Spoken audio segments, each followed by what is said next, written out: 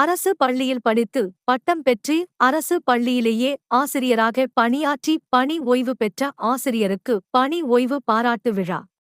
கடலூர் செம்மங்குப்பம் கிராமத்தைச் சேர்ந்த தில்லை நடராஜன் அரசு பள்ளியில் பயின்றார்.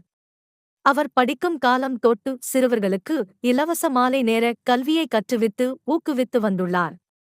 அதனால் கிராமங்களில் உள்ள அனைவருக்கும் கல்வியை ஊக்குவிக்க வேண்டும் என்ற எண்ணத்தில் ஏற்பட்ட ஈர்ப்பின் காரணமாக ஆசிரியர் பயிற்சி படித்து பட்டம் பெற்று அரசு பள்ளிகளில் பணியாற்றி வந்தார்.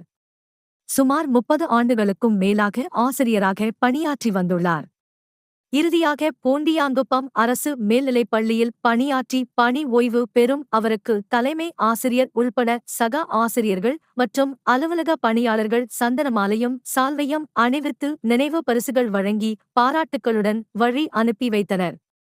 இந்நிகழ்வில் மாணவர்களும் கலந்து கொண்டு பிரியாவிடை பெறும் ஆசிரியரிடம் ஆசி பெற்று அனுப்ப மனமில்லாமல் வழி அனுப்பி வைத்தனர்.